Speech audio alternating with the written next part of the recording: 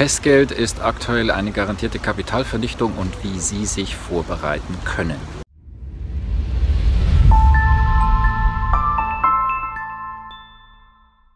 Thorsten Wittmann, ich begrüße Sie heute ganz herzlich aus Rio de Janeiro im Botanischen Garten. Und wir haben heute ein spannendes Thema, und zwar wir sehen uns genauer an Festgeld, was es damit auf sich hat, wie man sich besser vorbereiten kann auf dieses Thema. Ich verrate Ihnen 3 Gründe, warum dass ich definitiv in Festgeld nicht aktuell investieren würde, auch nicht bin, definitiv, und wie kann man sich wappnen. Also Punkt Nummer 1, warum man aktuell nicht in Festgeld investieren sollte, ist Inflation bzw. Schatteninflation. Man ist dadurch bereits planbar und sicher im Verlust. Nehmen wir als Beispiel, kommt ein halbes oder 1% aktuell auf das Festgeld auf die nächsten 3 Jahre. Die offizielle Inflation ist bereits irgendwo 2, 2,5, vielleicht 3%. Ja, und das bedeutet eben, dass ich garantiert im Verlust bin und nach ein paar Jahren, und das ist bereits absehbar. Wenn es dann aber eben nur die normale Inflation wäre, denn letztendlich zählt ja das, wie hoch ist die wirkliche Inflation, die wirkliche Kaufkraft, und dann ist es eine interessante Frage, wie hoch ist diese wirklich? Winston Churchill soll einmal gesagt haben, ich glaube keiner Statistik, die ich nicht selber gefälscht habe.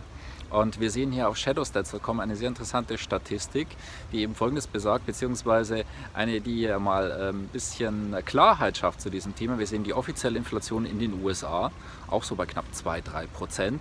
Und wir sehen die Inflation, die gewesen wäre, wenn man die statistische Erhebungsmethode nicht verändert. Und dann ergibt sich auf einmal ein komplett anderes Bild. Dann ist die Inflation nämlich auf einmal bei knapp 7, 8, 9%. Und wenn ich Sie jetzt frage, und das mache ich immer auf meinen Vorträgen, wenn Sie beispielsweise damals noch in Deutschland 2000 D-Mark hatten und das heute in Euro, wie viel müssen Sie dafür ausgeben? Sind es dann 1000 Euro heute oder sind es dann 2000 Euro, also 2000 D-Mark mehr oder weniger 1:1 dasselbe oder höher? Ich bekomme in der Regel die Antwort, es ist gleich viel, oder es gibt auch viele Menschen, die sagen, es liegt eigentlich höher. Und das ist eine gefühlte Inflation ebenfalls bei 7, 8, 9%. So, das heißt, wenn Sie eine Festanlage machen und Sie haben hier beispielsweise 1% Zins und jetzt sagen wir mal, die wirkliche Inflation dort draußen liegt bei 7% und das jetzt auf 3 Jahre, dann sind es mal linear 18% und mit Zinseszins sogar knapp 20% Geld, das einfach weg ist. Und das, denke ich, ist doch bitter, wenn man hart dafür gearbeitet hat. Dann Punkt Nummer 2, den man hier bei Festgeld auch berücksichtigen sollte, das ist das Thema Währungsreform. Wir hatten in der Historie auch immer wieder Einschnitte bei Währungen. Die Hälfte der Euro-Staaten ist im Prinzip pleite. Das heißt, heute kann man sich sicherlich auch nicht davon ausruhen. Man kann nicht sagen, wo geht es genau mit dem Euro hin, wenn man einfach anschaut, dass die Situation nicht rosig ist, dass unglaublich viel Geld reingepumpt wird. Von der Politik wird es natürlich nicht so kommuniziert, aber die Realität sieht leider etwas anders aus. Und 1923, 1948 hat man in Deutschland beispielsweise einen Großteil seines Geldes verloren. 1923 Hyperinflation war im Prinzip alles weg. Und 1948 Verlust von 93,5% bzw. 1300% Rendite brauchte man, um das Ganze wieder aufzuholen. Das ist natürlich nicht ganz wenig Rendite, ne, aber einfach nur das wieder auszugleichen. Und das sollte man auch berücksichtigen, dass es diese Möglichkeit wieder geben könnte. Und dann Punkt Nummer 3, die Flexibilität. Aufgrund dieser genannten vorherigen Punkte ist man gerade dann natürlich erst recht mit Festgeld unglaublich unflexibel. Man kann gar nicht mehr reagieren, wenn Inflation anschlagen sollte, wenn es eine Währungsreform geben sollte. Also deswegen Grund Nummer 3, warum man hier aufpassen sollte. Wie kann man sich wappnen?